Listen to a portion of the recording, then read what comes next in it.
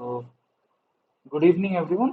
I will be conducting like the week 5 live session of this course of Computational Fluid Dynamics. So, we will start where we left in the last session. So, we were giving an introduction to the finite volume method. So far we have discussed the finite element method and finite difference method. So, next we will be discussing this finite volume method, which is like shortened as FVM. And we had started discussing it a little bit. So the main concept here is that, like, let's take a 1D domain as we have done so far previously as well. So the main concept here is we divide it into control volumes. So what we call it as control volumes, and these are very similar to the elements in finite element method, and also but unlike finite element method where we like these elements are the like main things, and the connection between these elements are called the node points upon which the matrix is the variables that we are trying to find is embedded in that. But here we have uh, the grid points, the node points at the centroid. So at the centroid we have these points, and of each control volume. And what we are basically trying to do here is do a flux balance to like physically find out the discrete equations. So the concept here is conservation principle. There is a conservation principle at play here.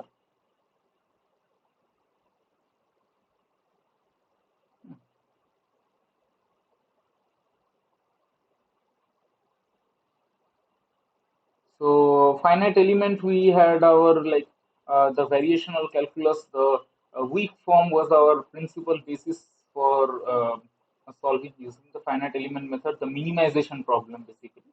Uh, like uh, for example, a structure, if it is getting deformed, there is a change in its internal energy, and like minimization of that potential energy will like give us the solution. So there was a minimization principle which was the fundamental aspect of it. In finite difference method, we were like discretizing the equations using Taylor series expansion, whereas the main principle that we will be using for finite volume method, upon which it is like constructed, it is the conservation principle. So let's like we were already seeing through an example. Let's take the if we take the conduction equation, for example, 1D conduction equation, a dt dx plus s is equal to 0. So this is the conduction equation which we had been looking so far we had been dealing with this itself. So what we will do basically is integrate this over over the control volume. So we will integrate this over a control volume. So in this case, this is just 1D, so dx, and let us like focus on one particular control volume. Uh, so if we do that, if we focus on one particular control volume, let's say this is the centroid. So we denote it by P, and we denote the right hand side with small e and the left hand edge with small w. These are like basically denote east-west, which is a like standard way of describing things in finite volume method. And let us also like extend it to the neighboring cell or the control volume cells node. So let the east side be capital E, let the west side be capital W. And this is basically the construction, and we have some physical uh, variables that we can like assign delta x to the size of the control volume, and also the distance between the nodes we can assign some variables as delta x w and delta x. So these are physical distances which we can calculate.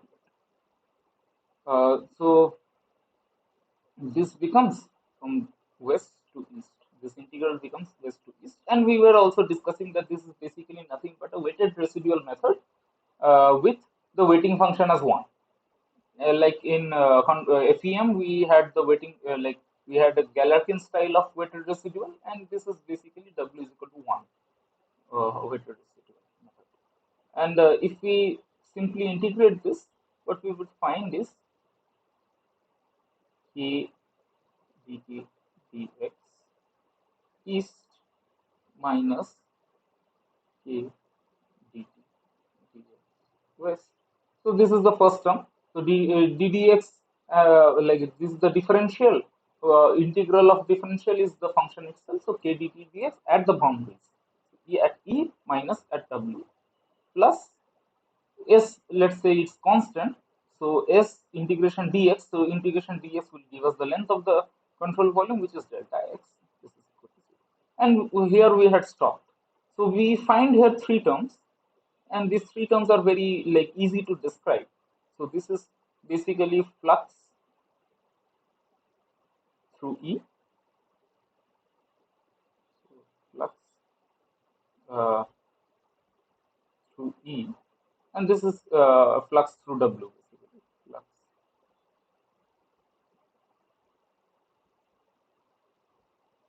And this is the generation term. Generation, whatever you might call it, the generation term or the source term.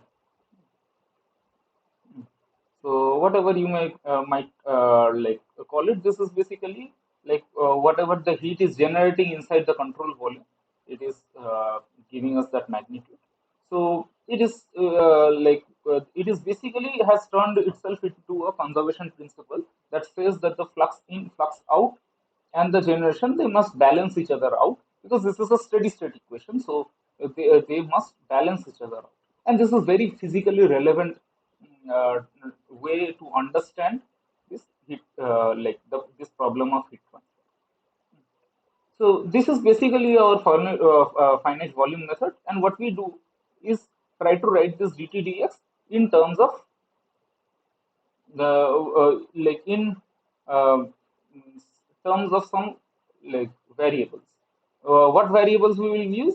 Like as we did in finite element method and finite difference method, the node points we would assign some temperatures. So let's say we assign TW here, we have TP here, TE here. This will become our the variables that we would want to find. Instead of finding the whole continuous function of temperature T, we find some discrete values of temperature at certain grid points, and we use an interpolation function as we did in FEM. Here we would name it as a like profile assumption. So we will assume some profile in between these node points inside our like elements, and we would uh, like uh, means use that to solve our equations. So here what we do, since this is dtdx as E, which is a boundary, we cannot really assume a like a means like let's suppose we want to assume linear profiles. We cannot really assume linear profiles for each control volume, because that will not guarantee that dtdx at E is defined, because we might have a straight line ending like this here, and another straight line might start at a different slope. At a different slope it might start, and then you can, as you can see, the dtdx at particularly at E is not defined. So what we do is, instead of having a linear or some constant profile inside the control volume, what we do a piecewise linear. So what is piecewise linear? So it's linear but joined at GP. So something like this uh, can be better represented.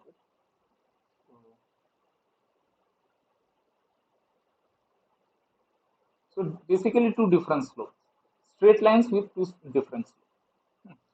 And this is meant in such a way that the neighboring control volume, let's say in the east side, will have the same slope when in contact, such that my dTdx at E is defined. Is like, hopefully this concept is clear to you. If there is any doubt in why we are like taking this profile assumption, like, we may discuss that. Okay, you can ask. So we take this piecewise profiles. So these are linear profiles, and we substitute. Since this is linear, this dTdx calculation becomes pretty straightforward, and we will put this value. So k dTdx at E will be nothing but Pe minus Tp by delta x E minus k. This will be Tp minus Tw delta xw plus s delta x. This remains is equal to 0. So from this equation, we can separate out all Tp terms, and we will get a coefficient AP. Let's say AP. So in this case, what it will be? It will be, let's say we take everything on the right hand side and we write it here. So this would basically be k by delta xw plus k by delta x. You can validate this. You can validate this.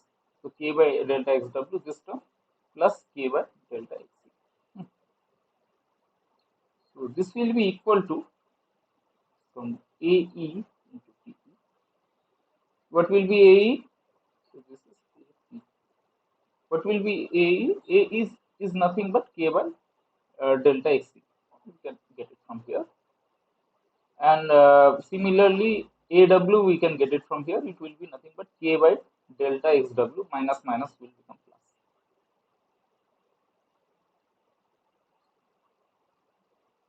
Plus the rest of the terms, which is B, which is in this case S delta x. Okay. This is clear to me. If there is any question regarding like any of this, you may ask. So we got the form that will be very important to us for solving the problems related to finite volume method. You will always come across equations like this, discretized equations like this, and this is the equation we would aim to solve. Uh, this is a linear equation. It can be solved if clubbed together. All of them can be solved, and that is what we would do.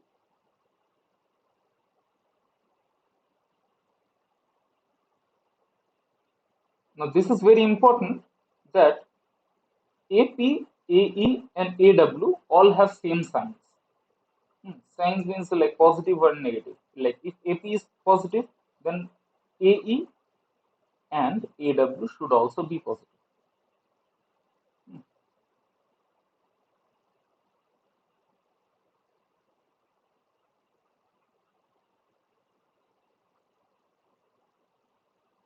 And this is like the very major rule of finite volume method, and this is to basically maintain the physical consistency. And you will see when you, if you discretize any equation correctly, if it is a physically relevant equation, this will always be the case that AP, AW, and AE have the same sign. The reason is, if let's say like TW increases, so this is temperature we are talking about, right? There is a rod, so TP temperature we want to find out, and like with the help of PE and TW. So the neighboring elements, basically neighboring control volumes. So TP we want to find out using this TW and TE. So if TE rises, what would we expect? We would expect TP to also rise. So the coefficients of Tp and Te must be of the same sign. So this and this must be of the same sign, because if Te rises, Tp cannot fall. If they were of opposite sign, it would mean that, right? So it would be that if TE rise, TP would fall, but that cannot happen. So AP and AE must be of the same sign, such that it is ensured when TE rises, AP also rises. Similarly for TW, if TW rises, TP should rise. If TW falls, then TP should fall. So they must be correlated in such a way that the magnitude of TW will determine the magnitude of TP. Okay, so that must always be the case. So this is a very important condition that must be kept in mind. And B is the source term. Hmm. So this is basically heat generation, any heat generation, or like you will see like the boundary conditions. This will come in this B term. Anything that other than the neighboring control volumes which may influence TP's value would come in this B term. This might be positive or negative. Doesn't it like it would still be a physically relevant problem whether this is positive or negative. This sign would not matter. So, like similarly, if B is supposed dependent on TP, so if B is dependent on TP, let's say B is some A plus B.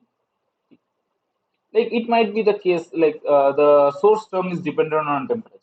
Then what we would do?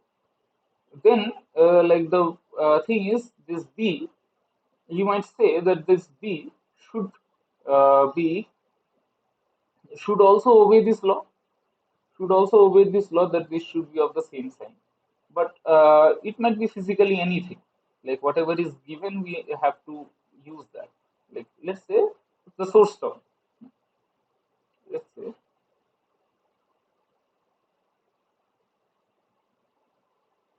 Let's say the source term S that we have in our like this heat equation that is like temperature dependent. So let's say that is some C1 plus C2. So in this case, if we simply substitute our S value here, then what T should I use? If I use TP, then this coefficient AP would become, so the new AP would become AP, whatever AP it was, minus C2, because the C2 term is there. Okay. Now you never know whether this is positive or negative. Hmm. So, uh, so what is ensured generally is that like AP is generally taken as positive and AE, AW, these are always like everything. It can be simply multiplied with a negative sign if it is not that case. AP, AW all are generally taken as positive. So if that is the case, C2 must be negative. C2 must be negative here. So it is ensured so that our physical, the restriction that we have imposed that these coefficients must be of the same sign, this is satisfied. So if C2 is not negative, say suppose C2 is positive, then we put uh, a guess value of a temperature here and uh, like some other value of C2 is chosen. And it is iterated till we reach a particular solution. Okay. So that is like we will continue to discuss like control volume, this finite volume method in more and more details like as we go along. So let's start with some problems right now.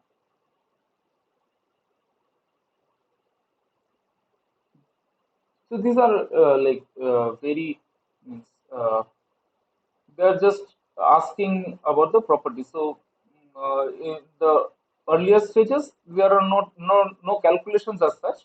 We have to like have a clear understanding what each method is about and what does it like what it is based on. So there are three statements here. So let's discuss them.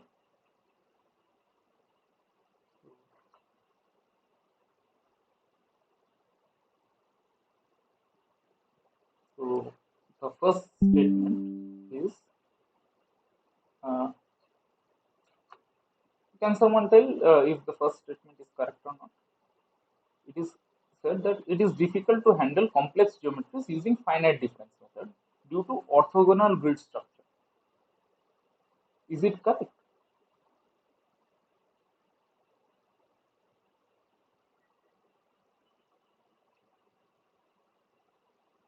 You can unmute yourself and answer. There is no restriction for that.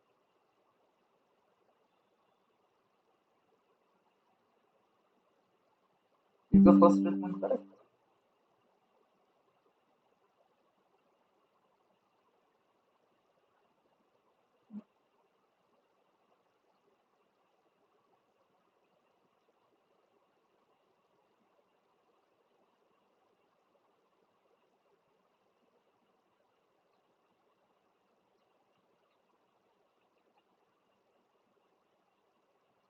So in finite difference method, what happens? We like take grid points, and using these grid points, like let's say this is x plus h, this is x minus h. Using these grid points, we develop some Taylor series expansions, and using these Taylor series expansions, we find out an expression for the derivatives of a function using the values of this particular the grid point and the neighboring points. It might be one neighboring point, two neighboring points, as many neighboring points as we like, depending on the accuracy that we want, and like accuracy that we want and computational expense we can afford. So as we take more and more points, it will become more computationally expensive. So using that balance, we choose that number of points. But here the problem is we always need to maintain, like if it is a two-dimensional case, we always need to maintain this orthogonality. So what is orthogonality? So if this is x, y, if this is x comma y, this will be x comma y plus h. H may vary though. H may vary, but still this orthogonality needs to be there. Otherwise, we will not really get the derivatives, right?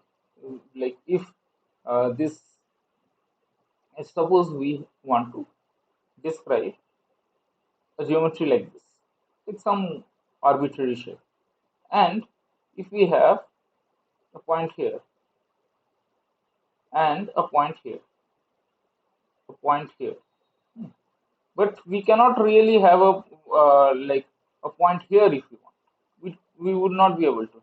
We have to maintain that this line is followed, and we take a point. However, we can definitely, for the sake of our accuracy, take more points to try to get some approximation. We can try to take more points here to like reduce the approximation, but still there will be approximations. The curve that we are taking is still in this form, in this form, right? So there is this step kind of a structure which will be there. So this limits the use of finite difference method uh, in case of complex geometries, which finite element methods and all can do. So that is the second point. Basically, finite element method is unable to handle complex geometry. So this is false. This statement is false, because if I have this kind of a geometry, so the same kind of a geometry, so this, this finite element method will be able to handle. So I can definitely have an element like this, and this, whichever way I want.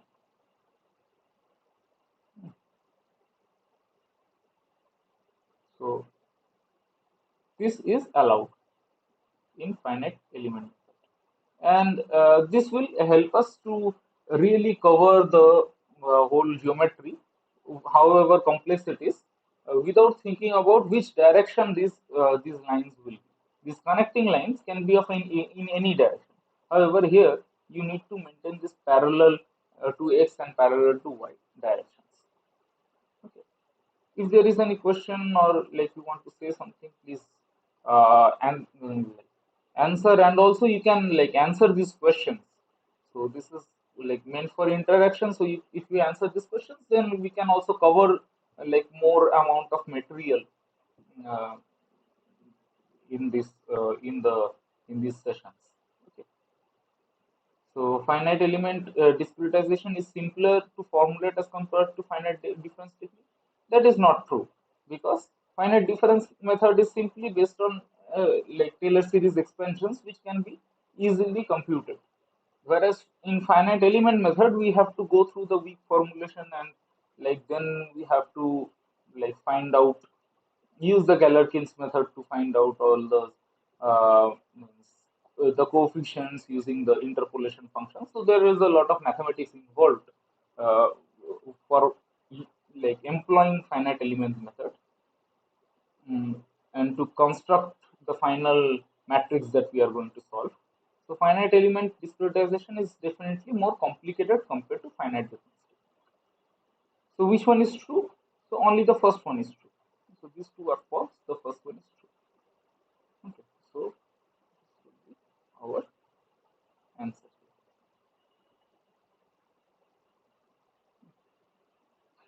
Let's do the next one. So is the first statement here correct? Okay. This is not about correct statement. This is about like we have to identify which discretization method we are talking about. So domain is divided into a number of domains, subdomains. So if it is divided into subdomains, then we can rule out the weighted residual methods, Galerkin method, and like the Rayleigh-Ritz methods, those methods that we had learned previously using the variational formulation and the M form, what we can do. So those things we can rule out. There we did not divide it into number of subdomains. So far what we have learned, the methods that we have learned divides into subdomains is basically FEM, FDM, and FVM. So it may be perceived as a special form of Galerkin's method with a weighting function of 1. So this basically answers our question. So if it is it won't be Galerkin method. If the weighting function is 1, then it is not Galerkin, right? If the weighting function is like taken from the trial function, then it is Galerkin. So can make this correction. So this will be weighted.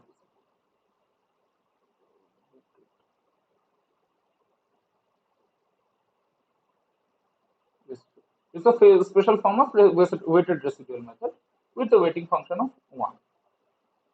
So that itself answers our question. That is, this is finite volume method, because in finite volume method we integrate the whole governing equation in the control volume.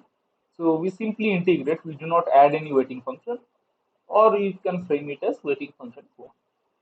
So this is, and different profile assumptions may be made. So this profile assumption term also gives us the hint that we are talking about finite volume method. So finite volume method is will be the correct choice. Okay.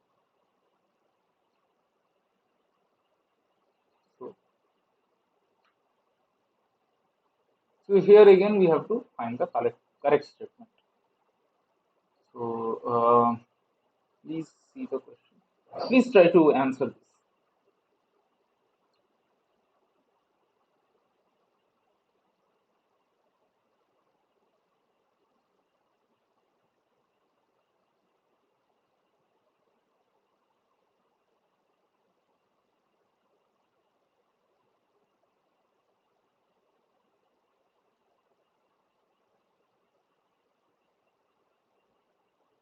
1 and 3.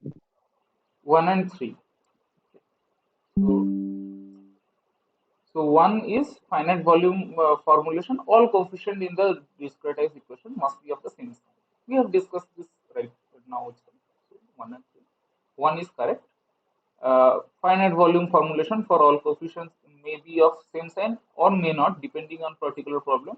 So we had, this is basically the same statement and discretization of linear governing equation should ensure uh, uh, it should ensure the following requirement in the discretized version. If y is solution, y plus c should also be a solution where c is constant. So this is the point that we had not discussed before, but like uh, this is also correct, and we you can like check it in our previous discretization also. So basically, what it is saying that uh, if ETP is equal to AETP plus AWTW plus P. So if we simply like replace this TP with TP plus C, some constant, and similarly AE with AE plus C, and TW with TW plus C, then also this equation will be satisfied. Then also this equation will be satisfied. That is what it is. This is saying, and this is like true from a physical point of view as well.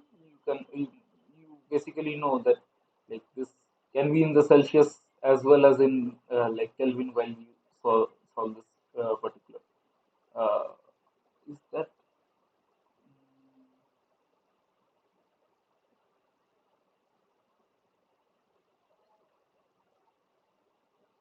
mm, yeah? So in the particular equation that we had discussed here, this is true. This case is like you can see that this is true. So k plus delta xw plus k plus delta xc, so this is nothing but ae aw, and this is nothing but ae.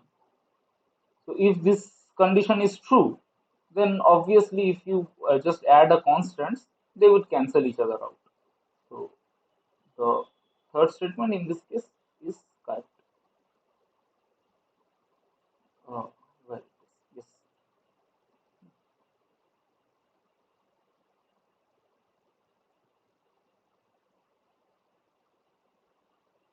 Again, it is based on whether it has the same sign or not. So, can you tell me which of these are like correct finite volume equations?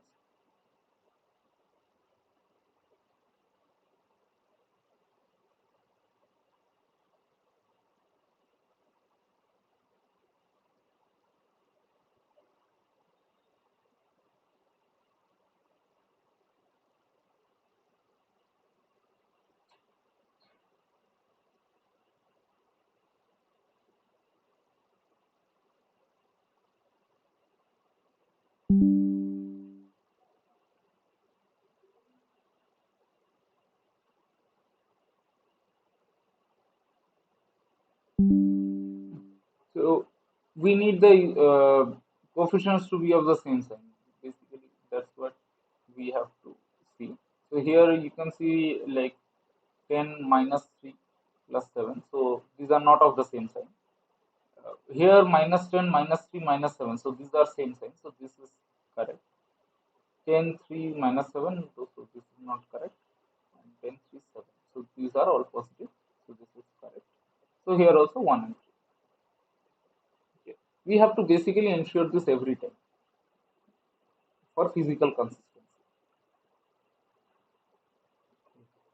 So here is an example of what we were discussing. So the source term, if it is uh, like if it this has a temperature assigned, so we have to means like take a guess value TP and try to solve this in an iterative way.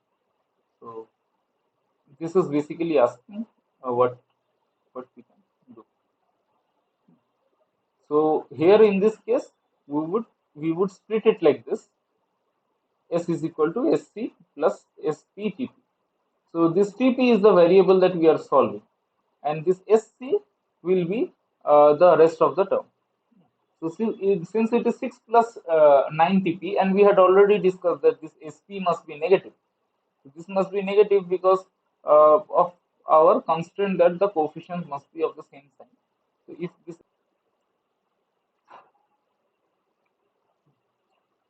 So continue with the recording.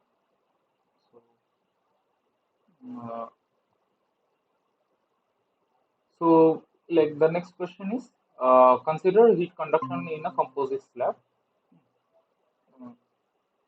made up of equal thickness of two materials. So we have two different conductivities here, K1 and K2. And in order to arrive at physically realistic formulation, the effective thermal conductivity at the interface should be taken as. So that is the question. So, let us consider two control volumes.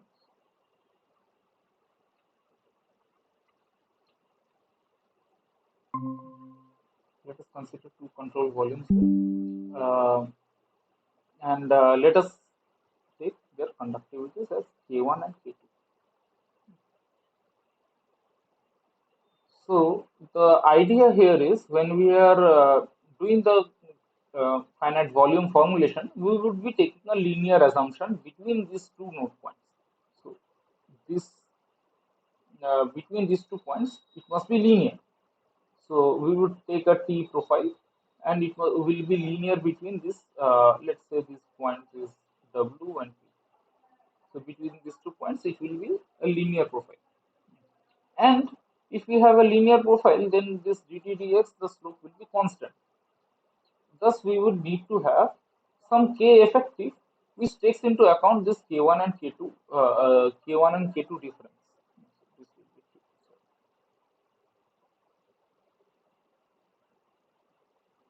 Uh, yeah. So, if this is to be taken into account, what we would do is basically try to equate the fluxes if this has not been the case. So if this linear profile has not been taken, then what would be the flux? So let's say we take some T1 profile in our first slab and T2 profile in some second slab.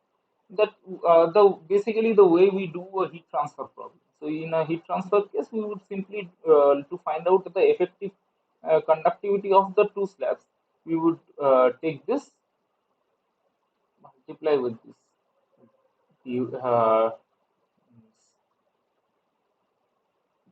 K1 dt1 dx. This would be equal to K2 dx, and we can like write this down. So let's say, for example, uh, this particular case, in this particular case, let's say between these 2 points, whatever the distance is there, let's say this is delta x, and this, let's say this is delta x1 and this is delta x2, just for the sake of it. K1,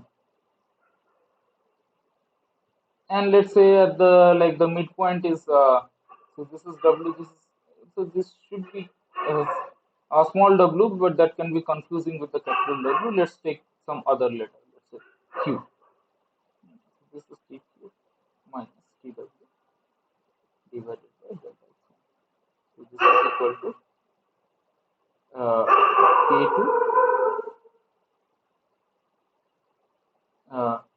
tp minus tq divided by delta x2. So here what we need to do is basically eliminate tq. So if we eliminate tq and find out the value of tq, then we would know the flux that is passing through this particular junction between these two slabs, and that we can equate it with the flux that will pass if there were a effective thermal conductivity. Basically, this is the exercise. So tq, if we mm, like try to compute what it will be. Let's say we take this tq on the right hand side and then divide it up. Then we would have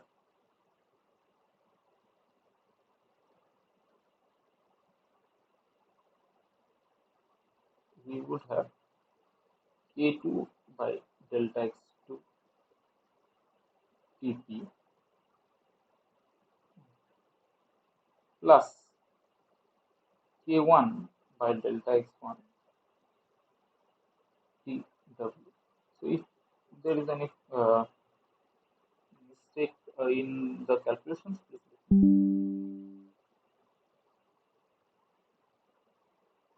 divided by the coefficient that is remaining. So this will be K2 by delta x uh, 2 plus Q1. So this is what we got. If we substitute it in one of these fluxes, we would actually be able to equate with this K effective. Hmm. And means here also we have, you can see like TP and TW. So this will be in that particular form. So I hope you can do this exercise on your own. Like I would like ask you to put this TQ here and then substitute it to find out K effective. But as a general rule, like you must be knowing from your heat transfer lessons that if you have a like K1 and K2 slabs, two slabs, then if you want to find out effective thermal conductivity, it would be nothing but a harmonic mean. So harmonic mean can be,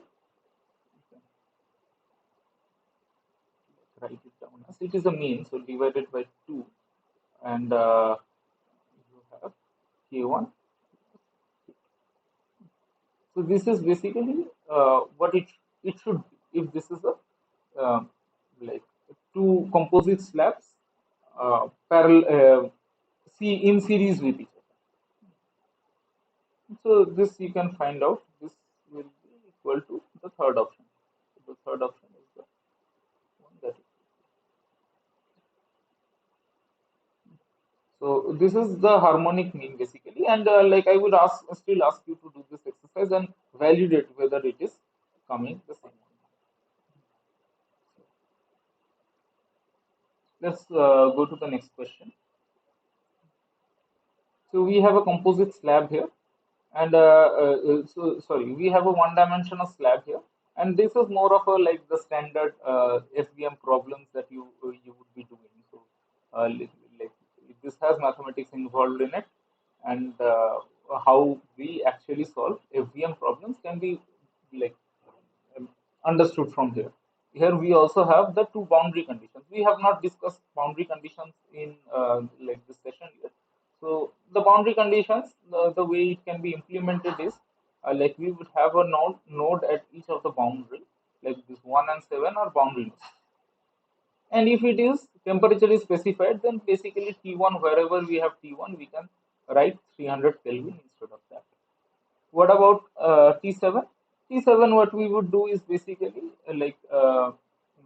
we would simply use our flux conditions to um, like find out what would be T7, and we would use this inward flux in our flux balance equation.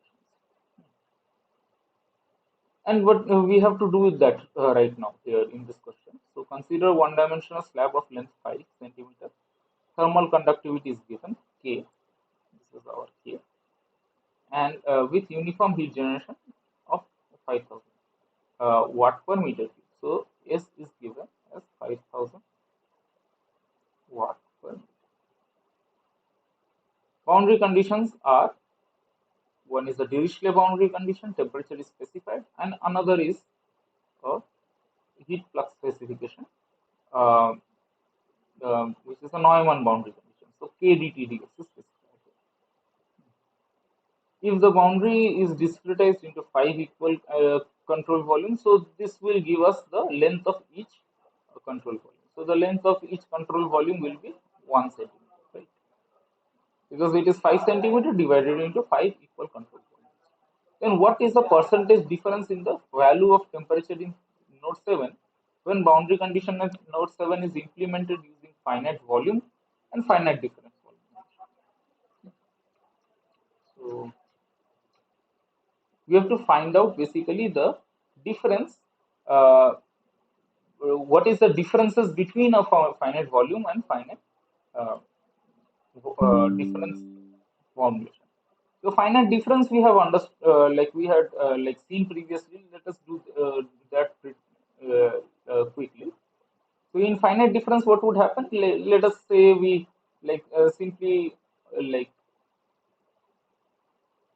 used order one accuracy method. So if these are the grid points, then uh, delta x by 2. So this will be delta x by 2 because that is the like length of this domain, uh, and minus k because minus k dt ds is basically our heat flux. So this will be equal to 200.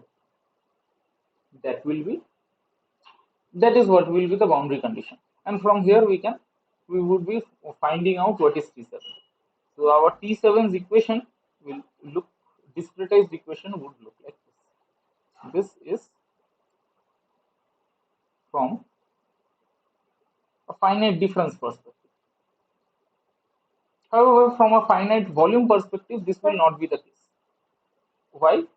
Because this S is there, this heat generation is there, and we have to take this in account. So in this case, we would like calculate the heat fluxes in this particular cell, which is the last cell, the fifth cell. We will calculate the heat fluxes, and in these heat fluxes, what we would have is what will be the heat flux in this boundary. In this boundary, the heat flux will be T6 minus T5 divided by delta x.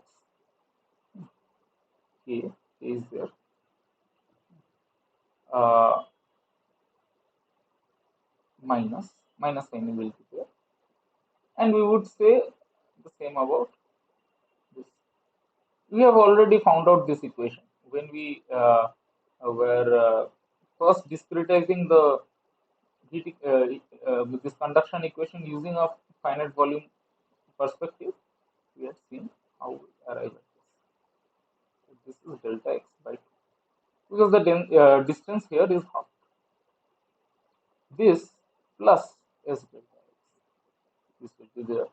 And so here you can see that this delta x and this delta x is same because it is in the midpoint, and this like distances, the delta xc and delta xw that I was writing before, I can replace it with this capital delta x.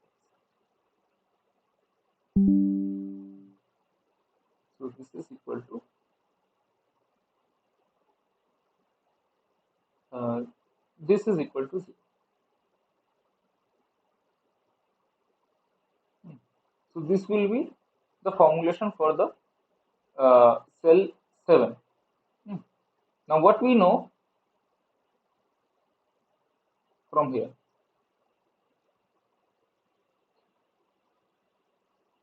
we know that the flux at the edge, this is 200.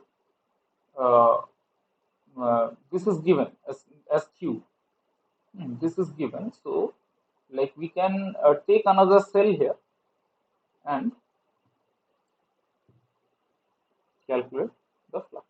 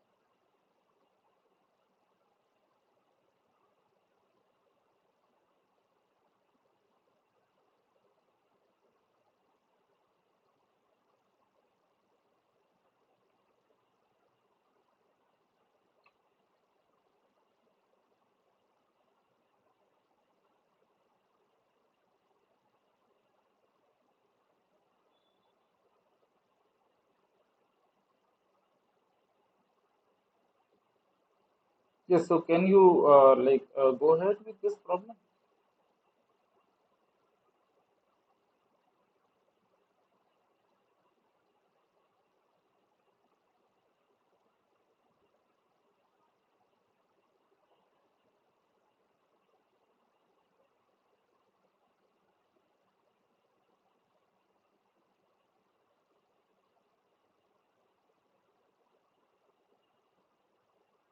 Hmm. Please try to find out what will be the T7 from these equations. Hmm. And the main difference here is like we take a since we take a flux approach, we have this S delta X. Yeah.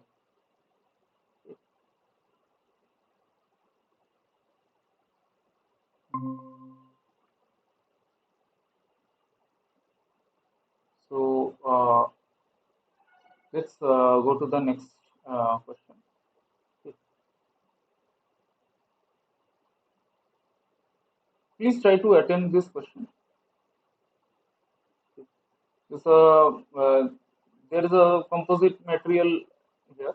So this part is Ka and this part is Kb. And what we have to find out is basically the finite volume expression for T2. So this will require us finding a K effective here in this case. So this K effective we have already discussed how we would do that. We would take a harmonic mean, and these K values are given,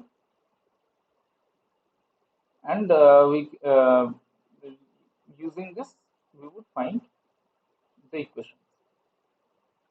Okay, here no source term is there, so S delta X will not be required. So only challenge here is to find out a K effective. Please try to solve this question.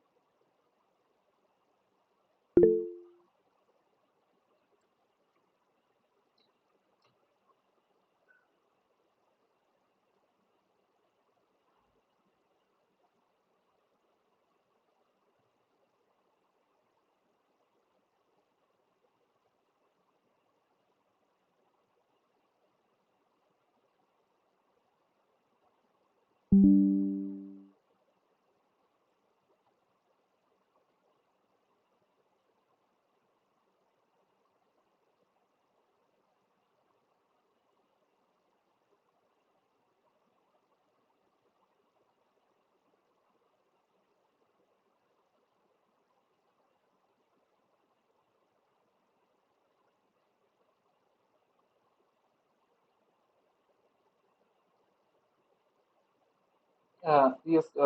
What is the question, please? Can you tell me again? Which sum are you talking about?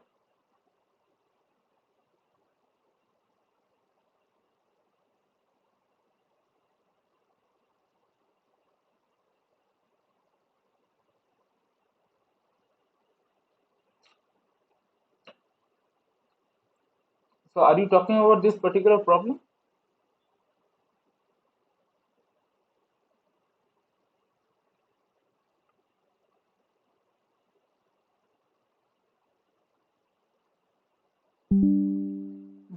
So let's try to approach this together. Then.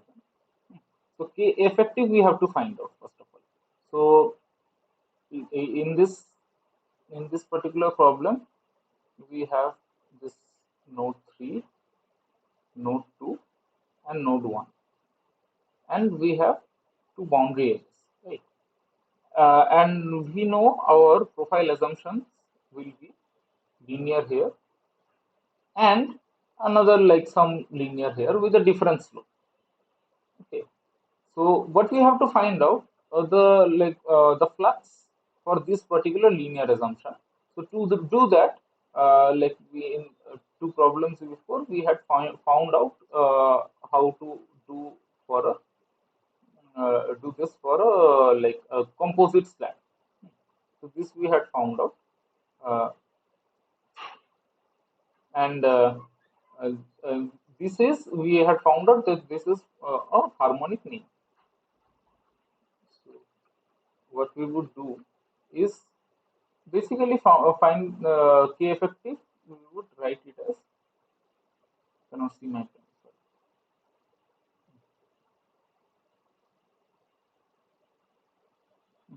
So K effective we would write it as 2 Ka Kb to Ka plus Kb. This is required where the this effective this thermal conductivity is changing at this particular interface. This is required. So how much will be this? Let us calculate this. Already it is given. So 10 and 20 are the values that is given. So 2 into 20 into 10 divided by 30. 20 plus 10. So this. So how much is this? This is 40 by 3, right? So 40 by 3. This is watt per millikelvin. So this is given thermal conductivity effective we have already found out. Now we will simply put this in the like equation. So what is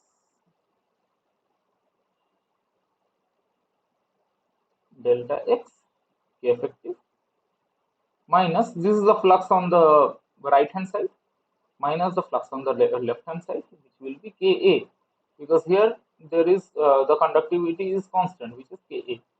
So Ka divided by T2 minus T1 by delta x. This is equal to, in this case, 0.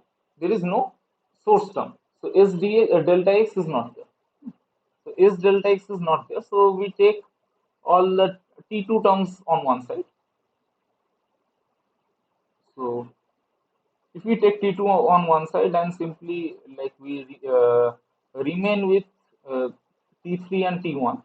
So this will be K effective divided by delta x T3 plus this is like algebra Ka by delta x T2 divided by K effective.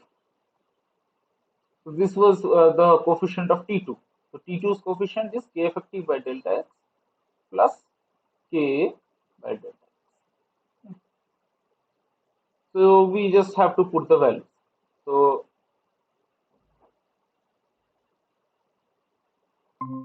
in fact, we can cancel delta x because delta x will be equal. So we can cancel delta x. So you can see like we are adding the numerator. So there we would take the common denominator that will be, contain delta x, and in the denominator also the common denominator that we will take will contain delta x. So we can cancel it out.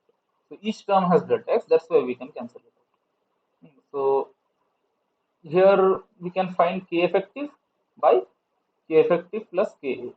K effective by k effective plus ka. What is this? This is the coefficient of T3. So you can write it as A3, the coefficient that we were taking. So 40 by 3, you can like put your calculator and like calculate this amount. So this will be 40 by 3, and Ka is 20. So this is 60 plus 40, which will be 100. Right, 100 by 3. So, so this will be 0.4. So there is only one option 0.4. So B must be correct. Anyways, we can also like put Ka here and like see what will be the value. Ka will be 20 and 100 by 3. So this will be A1. So this will give us 0.6. So, so option B must be the correct option. Okay. So please let me know like if there is any difficult to understand. Is this clear now, like the process that we just followed, or is there any difficulty in understanding? Okay, thank you. So let us move to the next question.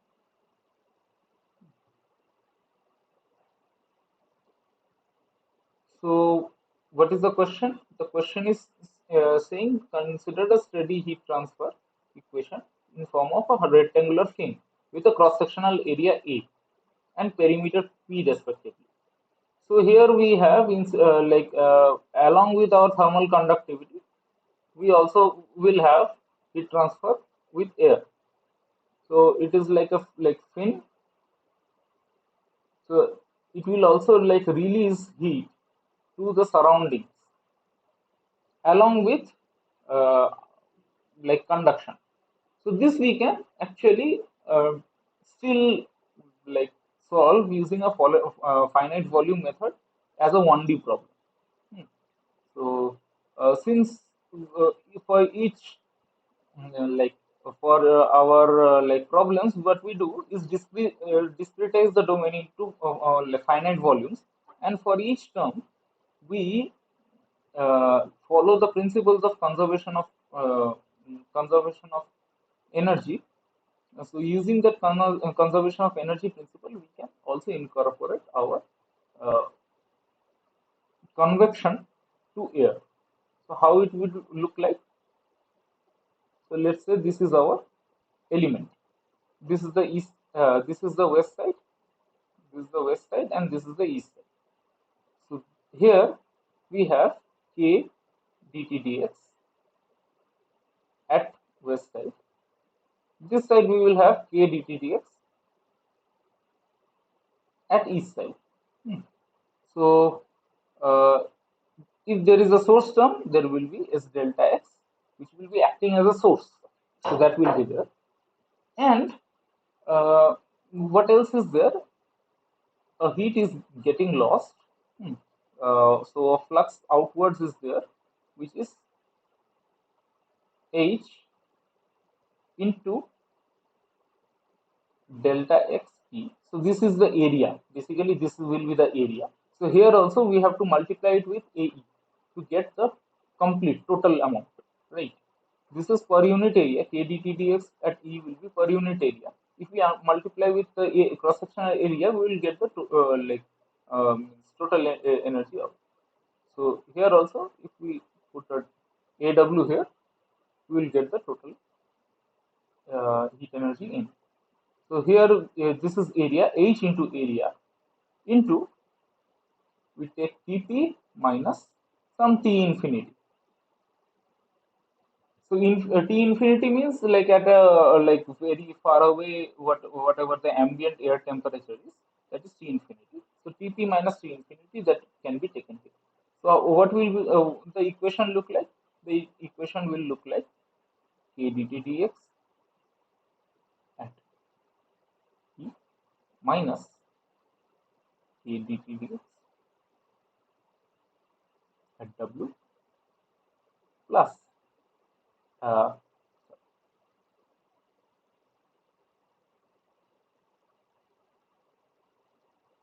S delta x. This is equal to, this will be equal to the heat loss, right? So this is the total means heat in minus heat out plus whatever is a generation term is there plus whatever is going outside. So that will be H. P is the perimeter, delta x. So here we will also write A. I am like continuously missing that. So A is there and S delta x is also there. So if we do a volume integral, we will also have an area here. So area into delta x will give you the volume, the whole volume heat generation, what is there. So HP delta x into Tp minus. So how, what does this look like?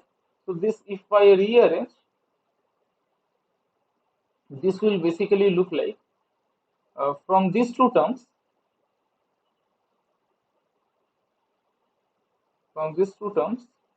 we will get some AP TP, uh, AP, let's say minus APTP, because like we know that AP and AE, AW, this must be of the same side. So since I am keeping all of them in this side, I am using this minus sign here. So A ETP plus AW TW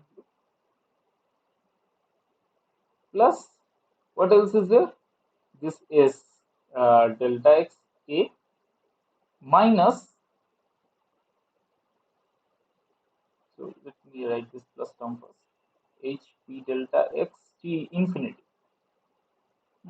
So this is the constant term. This won't change. And another term is there which is minus HP delta x Tp is equal to 0. So this term will incorporate with this first term.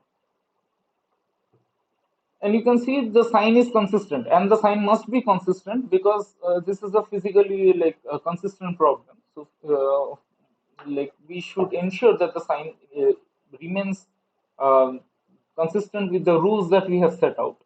So like if we can merge these two terms and solve our equations. So this is how we will solve the problem. Let's see what is it is asking.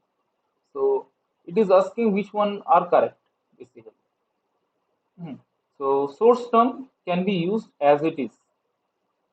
A source term needs to be linearized following standard step techniques, and source term requires higher order profile assumption. So higher order profile assumption we have not used. We have used the same order profile assumption. So this is not correct. Source terms needs to be linearized following standard techniques. The source term needs to be linearized. We do not need to really linearize the source term. We have already, whatever we have got is according to the science, right? According to the rules that we had laid down for the material. So no linearization is actually required. And what else is this? Source term remains as it is. So this is only correct. So we, whatever source term we have got, this is our source term. So whatever source term we have got, we can use that as it is. So this is correct. Okay. If there is any question, please let me know. I will try to answer it.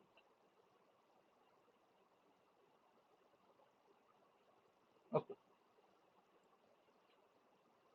Let's go to the next question. So next question again, we have our a volume finite volume setup, and K is given. K is given, and we have this no heat source here. S is 0. Hmm. So the equation is given here.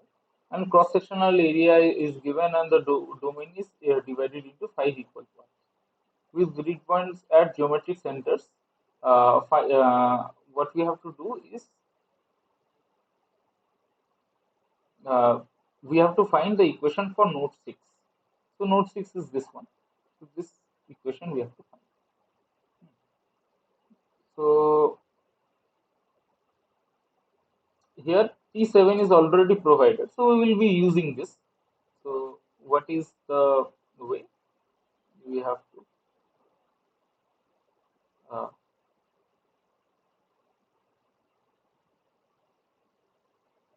so let's first try writing the flux at the east end. So I am currently writing T7. So T7 minus T6 divided by, this is half of delta x. So this is delta x by 2. K is there, minus T6 minus T5 by delta x. Here full delta x will be used because this distance is like delta x by 2 plus delta x by 2. So full delta x will be used. And this is equal to 0 because no source term is there and nothing else is there basically. So K will anyway cancel out because this side it is 0. And we can also cancel out delta x. So this becomes very easy to simplify. So this will basically become T6, 3T6. Why 3T6? So 2 is here and 1 is here. So this will be 3T6. So 3T6 is equal to T5 plus 2T7. Now T7 is given as 1000 Kelvin. So if we simply put 1000 here, then we will get 3T6 is equal to T5 plus 2000. Option A is correct.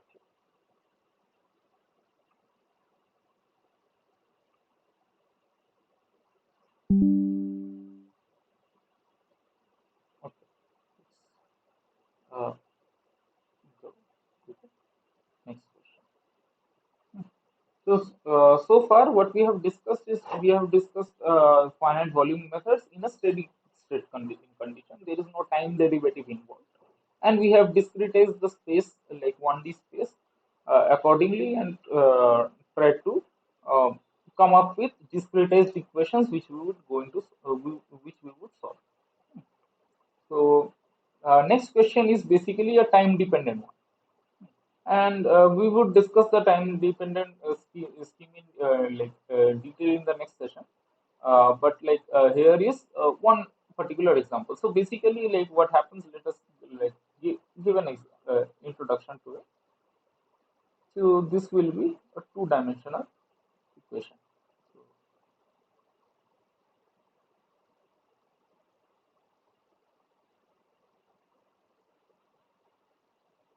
so why I am saying two-dimensional? Because there are two independent parameters here, x and t,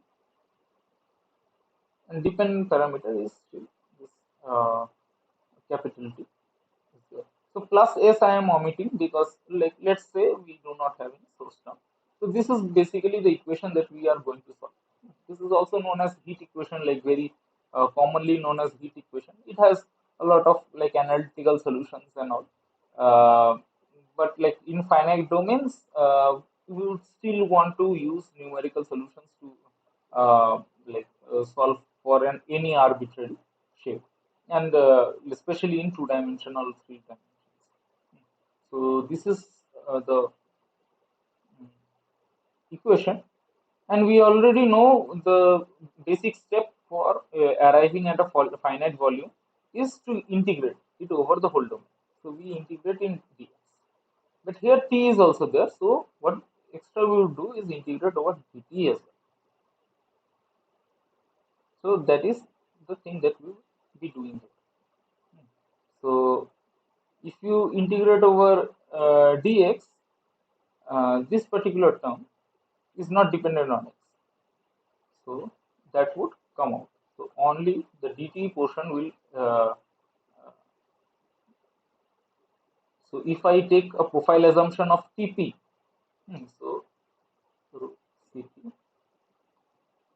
del Tp del T dt will remain.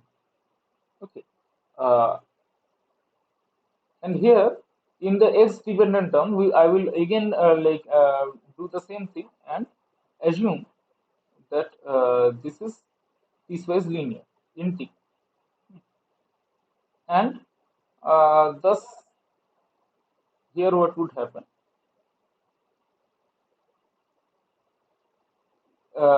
here let's say if I want to say that this is t is of my previous time step, so I am like we have in like our space dimension, we have delta x between two nodes, right? We have this delta x distances between two nodes.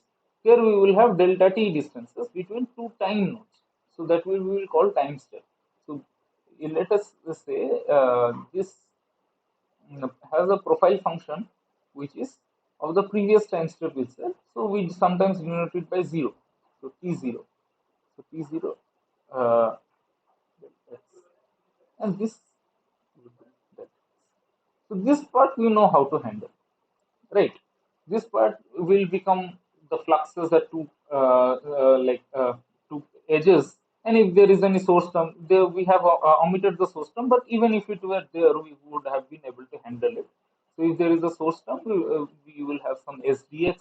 If there is some convection, like for the fin case that we say, we can also incorporate those conditions. So what about what we will do here? So here we would get this kind of terms, and we would need to discuss what we can do. So generally we assume a piecewise linear time function. So let us draw our temperature along time. So let us say this is some 0 and this is at delta t. So here what we are basically like deciding is where we draw this line. That is separating two control volumes, if you might say. So the idea is a little bit different, but still it can apply here. So here I will assume some t0, and here I will assume some t, which is of the current time. But where this distinction will be is basically denoted here by f. So now you see, if you integrate between this 0 and delta t, if you integrate between 0 and delta t, here t is written.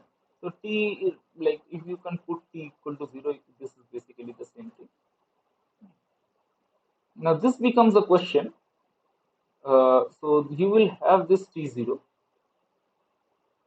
which is here tt, it is denoted by tt. This you will have for 1 minus f plus f t delta t, this multiplied by delta. So what is f? F is the basically the fraction of this portion, f. So if the whole thing is 1, then this is f. So this is basically f into delta. So this determines how much weightage we give to the next time step and how much weightage we give to the previous time step. So if f is 0, what happens? The whole weightage shifts to the previous time step. And previous times, this has its own advantages. The previous time steps we already know. So anything which we want to find out in the like later time step, we can find out from the previous time steps values. So that gives us an explicit scheme. So f is equal to 0 represents an explicit scheme. What happens here? The previous time step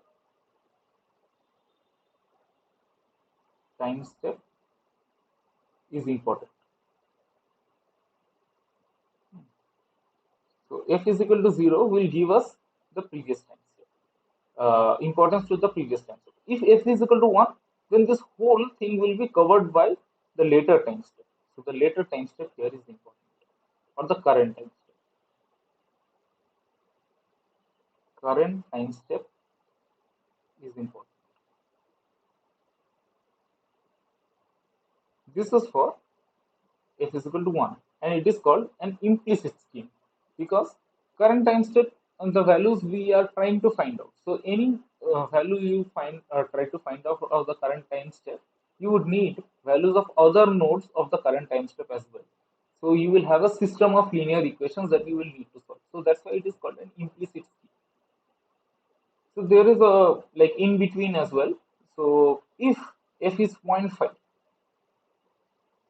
f is equal to 0.5, it is in between basically, then it is called Crank-Nicolson. This statement is false basically. So this is, if f is equal to 0.5, then you would uh, be using Crank-Nicolson. So which are correct? 1 and 2 are correct. So f 0.5 will mean Crank-Nicolson. So this we will discuss in the next class and next session, and we would also solve some like unsteady problems, so where time dependence is also there. So the basic on like concept I have told you. Hmm. Let us do another problem. And,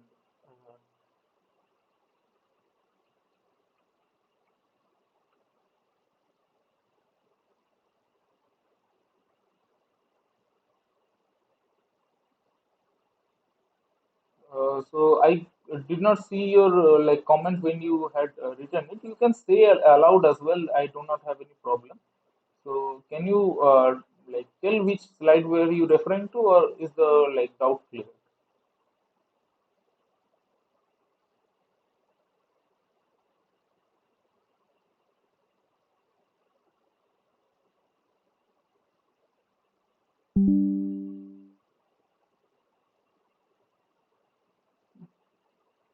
Please let me know. Okay. So let's focus on this question for now. Uh, so here we have source free 1D conduction. So source free 1D conduction means S is equal to 0. Rod length is given. Ends are maintained at constant temperature. So this is a Dirichlet problem. Let the domain be divided into 5 equal control volumes and the equations be discretized using finite volume formulation with a linear approximation to temperature. And basically the way we had been discussing so far. If the value of temperature at node 2 is found to be 780, okay, what is the temperature at node 1? So that is the question. So here uh, node 2 temperature is 780, and we have to develop basically a finite volume strategy to find out node 1 temperature. So, and it is given, it is piecewise linear.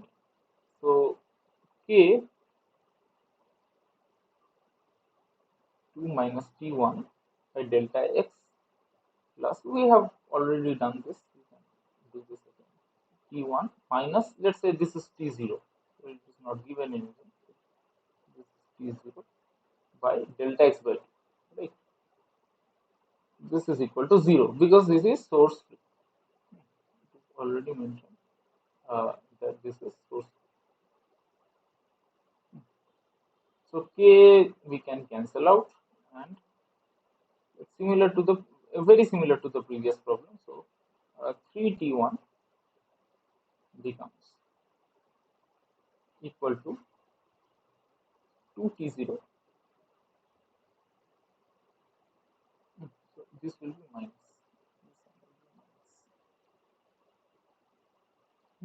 2T0 plus T.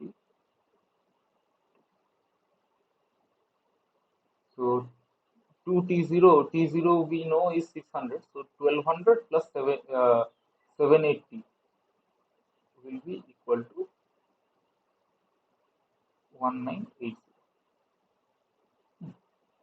T1 will be 1980 divided by 3. How much that is?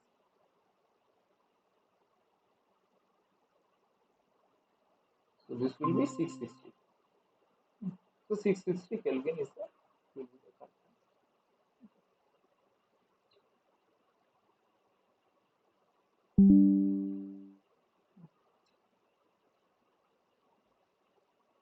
Okay. So we will be doing 1D the unsteady heat conduction like in the our next session. We will be discussing those the schemes, the numerical schemes, different numerical schemes related to unsteady problems like in the next session. So far, whatever we have covered, if there is any like doubt, you may please ask.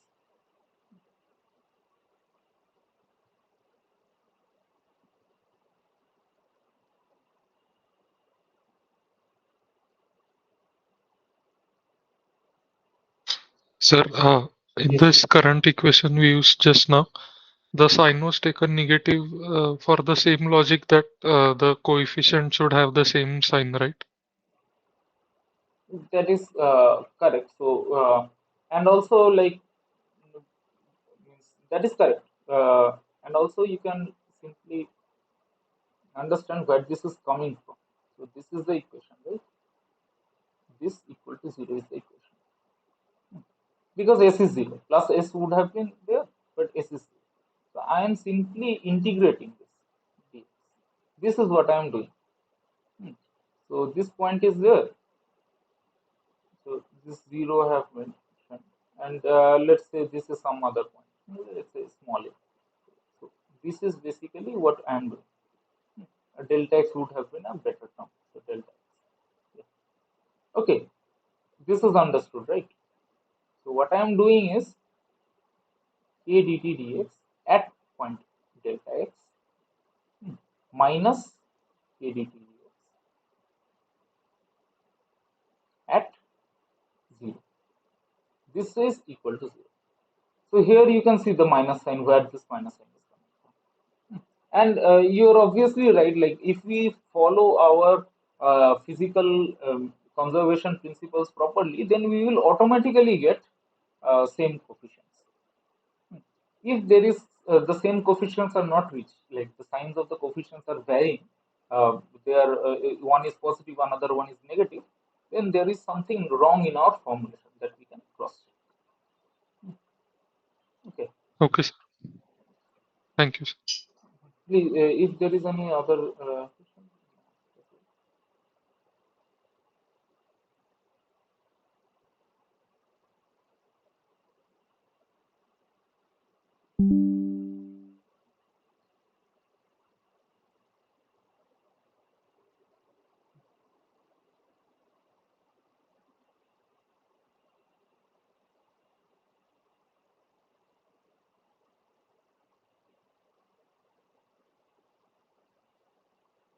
Okay, so if there is no question, then like we can end the session today, and we would resume next week.